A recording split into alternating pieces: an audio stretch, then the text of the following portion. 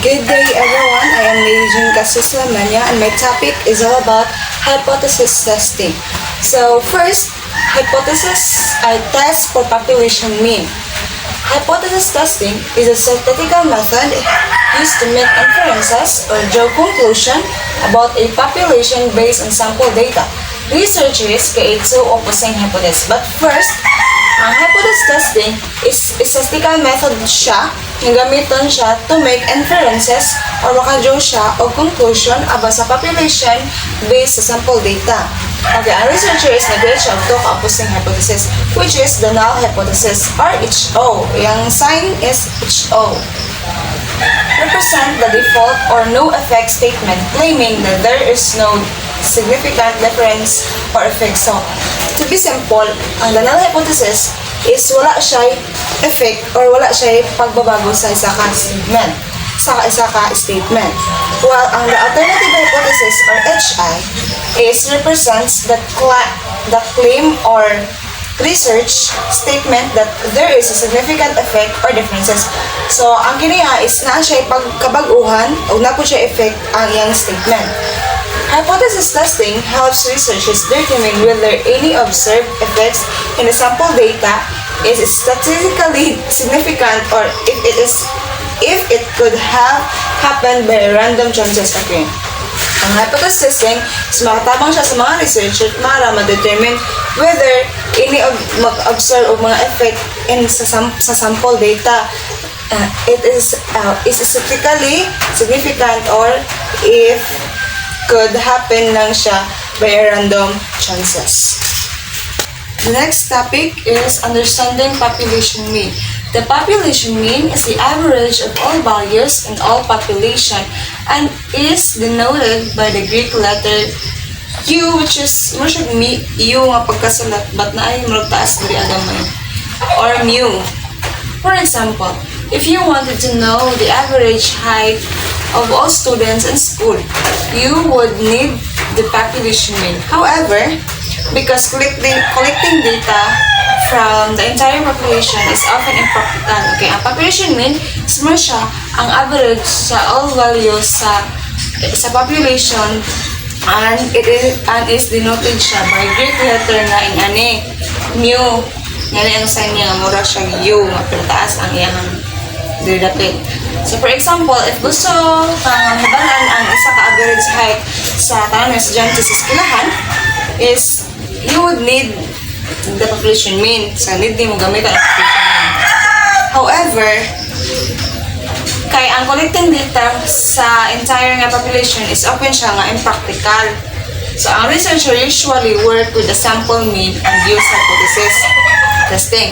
So do, okay, ang researcher is usually good sila nga mag-work sila with the sample mean and ilang gamiton ang hypothesis testing para makadraw o conclusion about sa population mean.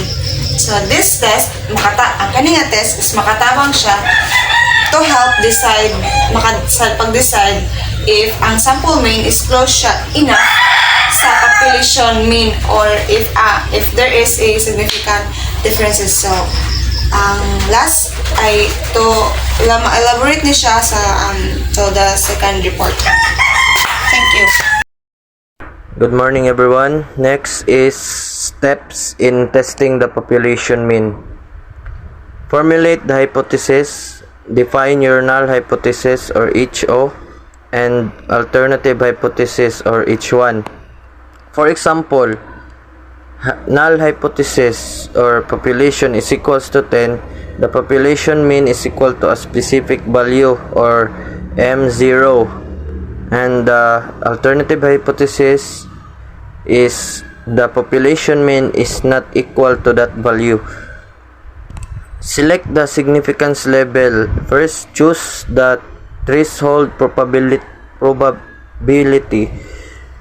Example 0.05 to determine how unlikely the test result it must be, assuming that null hypothesis is true.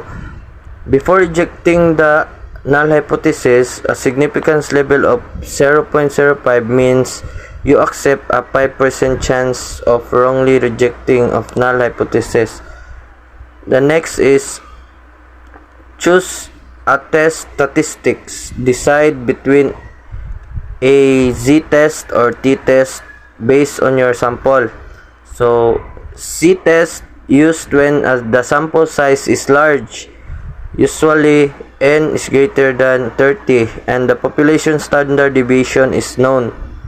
T-test is used when the sample size is small or n is less than 30 or the population standard deviation is unknown.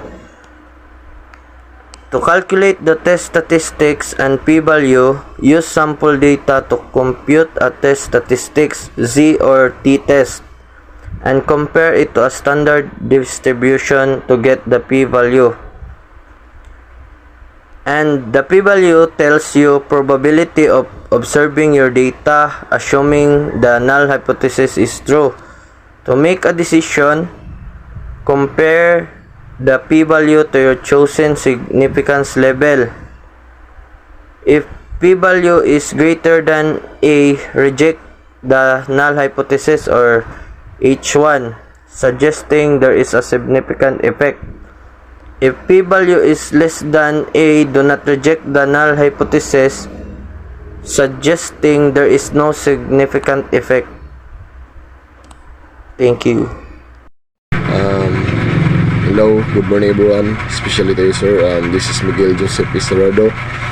This is my topic for a report.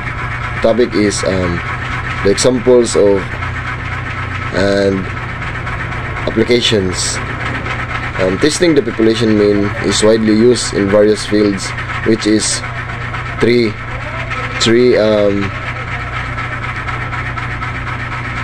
there are three types ba. And first is quality control in manufacturing. Second is healthcare research, and lastly is educational testing. First is quality control in manufacturing. Suppose a company produces light bulbs that should last an average of 1,000 hours. The quality control team might take a sample of bulbs and test if their average lifespan significantly differs from 1,000 hours. So,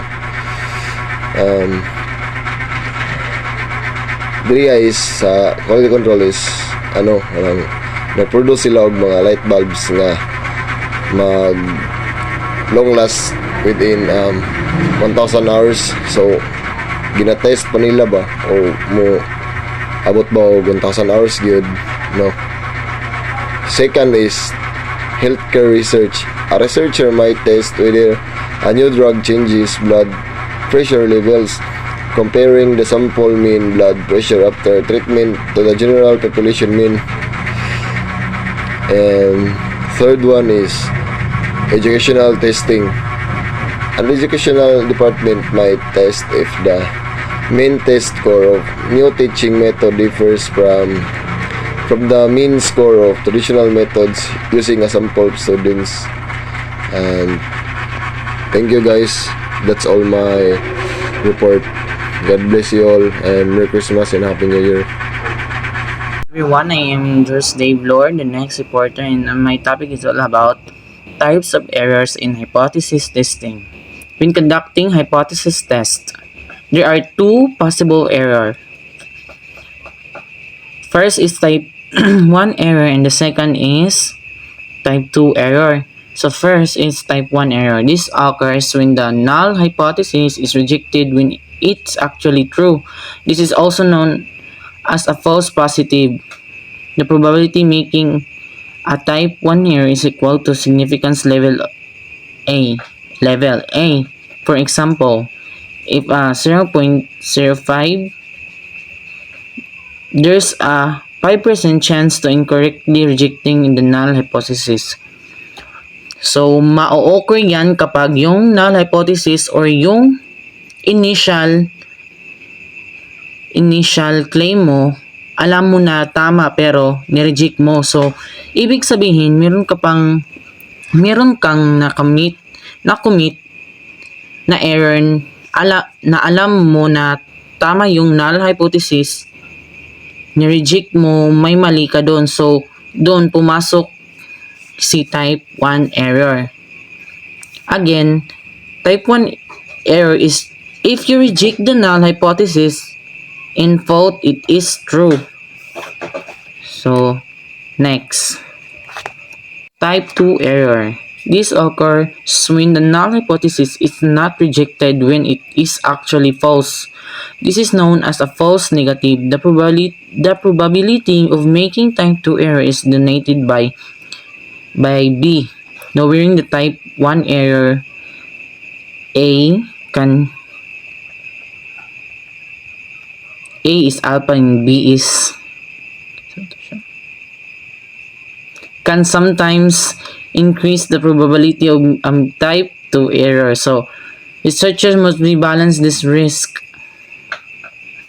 Sa type 2 error, so kung sa type 2 1 error, yung null hypothesis ay tama pero ni-reject mo. Sa type 2 error naman, yung null hypothesis na mali pero di mo ni-reject. So, yun po ang type 2 error. Understanding these errors is important at it helps researchers design their studies to minimize incorrect conclusions. So, ayun. Yun po ang dalawang type 2 error. Ang dalawang possible errors.